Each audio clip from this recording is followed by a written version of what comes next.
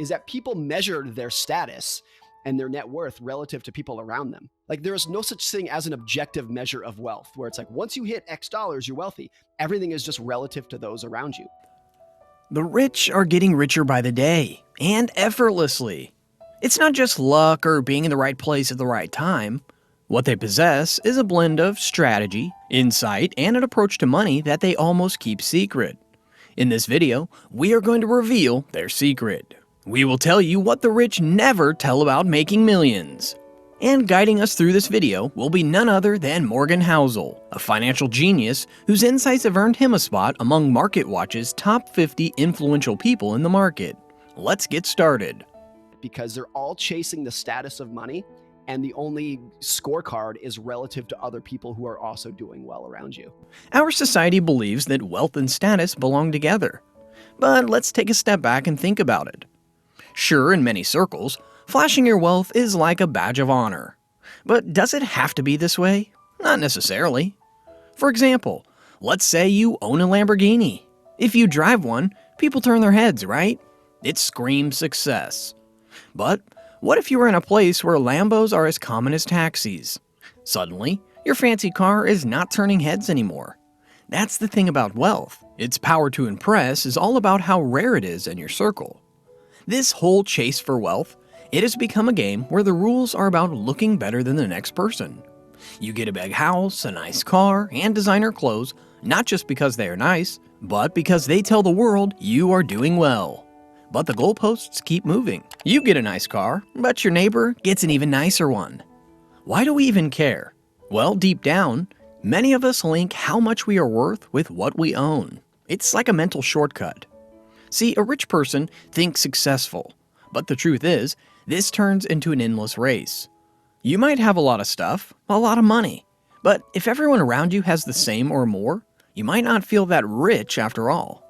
So yeah, wealth and status often go hand in hand, but they don't always have to. I have $200. It's just the increase that you want. And going in the other direction is just an absolute catastrophe for most people. Imagine you hit the jackpot. Maybe your small business suddenly explodes in popularity, or you just get incredibly lucky. Overnight, your world changes. With that big pile of cash comes a whole new you, or at least that's how it seems. Your daily choices, where you hang out, who you hang out with, even how you think and feel about stuff is going to change. It's like you have been given a new pair of glasses, and now you see the world differently.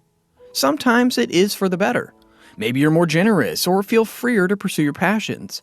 For others, this can be disorienting. With wealth comes a spotlight, and not everyone can handle that. But let's talk about the other side, losing wealth. What if you're cruising along, financially comfortable, and suddenly things go south? Your lifestyle has to downsize, sure, but there is more to it. You might start second-guessing every decision you've ever made. It can be a real knock to your confidence and can make you rethink your priorities big time. So, whether it is a windfall gain or a sudden loss, money does have this power to reshape your mindset and the way you think. People never stay the same when they gain a tremendous amount of wealth or when they lose it all. And basically what it is, it's like, it's not that money can't make you happy. That's not the case, because money can bring some form of happiness. But it's that money can also make your life very complicated. There is this really old book, The Quest for a Simple Life, from 1905. In summary, it tells you that money can make you happy, yes, but at the same time, it can really complicate your life. This is not just a theory. There have been many studies around. We have found that if you are unhappy without much money, more cash will definitely brighten things up. But only to a point, around $80,000 to $100,000. After that, more money does not really bring any happiness. Morgan Housel also mentioned something his dad said. It was that money doesn't buy happiness, it buys away unhappiness. This means money doesn't really give you a golden ticket to Happyville, but it does great for sorting out your problems and for putting away that unhappiness. Like you can pay your bills or fix the car. But the drawback is that being rich can make life complicated. If not, why did the top 10 richest men in the world have had 15 divorces together? Let's take Warren Buffett for example. The man's biography in the book, The Snowball, demonstrates this concept perfectly. You see, he has been all about making money since he was just a kid. He was 11 years old when he invested in stocks for the first time, and he has got billions now. But that focus on cash had a big cost. It affected his personal life, his relationship with his kids, and his wife. And Bill Gates, do you know that he worked non-stop for 30 years? He went 30 years without taking a single day off. Impressive, sure, but not exactly a relaxed lifestyle. What we are saying is that while money can smooth out life's rough patches, it does not automatically make life simpler. It's like upgrading to a bigger house. Sure, you've got more space, but now there's a lot more to clean and maintain. More money can mean more problems to solve. Morgan Housel said in his book, The Philosophy of Money, that time is the most powerful component of wealth. Now that might sound a bit textbookish, but let's break it down with a story that you might relate to. Let's talk about Warren Buffett again. We are sure everyone has heard about him or listened to his financial advice at least once. The guy is a legend in investing. But here is something that might blow your mind.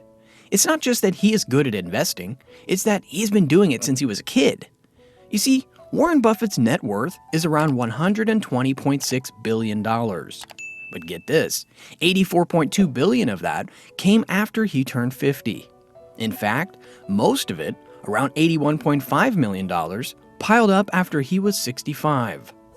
Now, what if Buffett had decided to retire right after hitting that big 5-0, just when most people start thinking seriously about retirement? Imagine if he had stopped investing then. The story of his wealth would have been drastically different. This is what we are trying to tell you. Buffett's wealth is not just about how well he invests. He has been able to accumulate that number by doing what he does for so long. So time is the main component of wealth here. This is what you see with successful people. They don't stop just because they hit a milestone or reach a certain age. They keep going because they know time is a crucial component of wealth. Think of it like planting a tree. The longer it grows, the stronger and taller it gets. Just like Buffett's investments grew more as he kept at it over the years. It is easy to panic when the market dips or to jump ship when a new shiny investment trend pops up. But real wealth building is that you set a smart, steady course and then, well, basically stick to it. You need to avoid those impulse decisions that can throw you off track.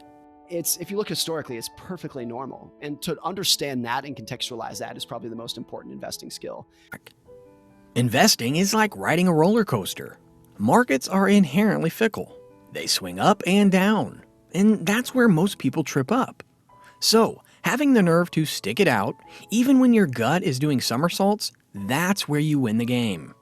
Did you know that, on average, the stock market drops by about 10% every 10 or 11 months, and a steep decline around 30% happens every few years? This is not a new or unusual pattern. It has been happening in the market for the last 100 years. So, when you hear panic-inducing headlines about market crashes, you have to remember this historical context. These fluctuations, as dramatic as they might feel, are a normal part of the market's ebb and flow. As Morgan Housel said about investing in stocks, don't freak out and you'll be fine. To succeed, you need to keep an investment mindset and stick to the long-term perspective. But this does not mean you need to stick to one field, even if it has been losing you money over and over again. You have to diversify. By spreading your investments across various asset types, you will not be overly reliant on any single side. Diversification can be a buffer against market volatility that will ensure that a dip in one area does not capsize your entire investment ship. Finally, patience is the key in the investment world. Building wealth is more about consistency and staying in the game than chasing quick wins. You have got to do two things. First, time the market perfectly, and second, spend enough time in the market to see your investments grow. With time, persistence, and a calm demeanor, you will navigate the investment world like a pro and see your wealth grow steadily. In conclusion, making millions is not about luck or a single magical formula. It is a complex journey with many twists and turns. We have learned from Morgan Housel that it involves understanding the psychology that comes with being rich, adopting an investive mindset that values patience, and finally, making it all about long-term goals and not just the flashy riches in the moment. Now, what do you believe is the most important factor on this journey? Luck, hard work, or something else entirely? Share your thoughts with us in the comments below.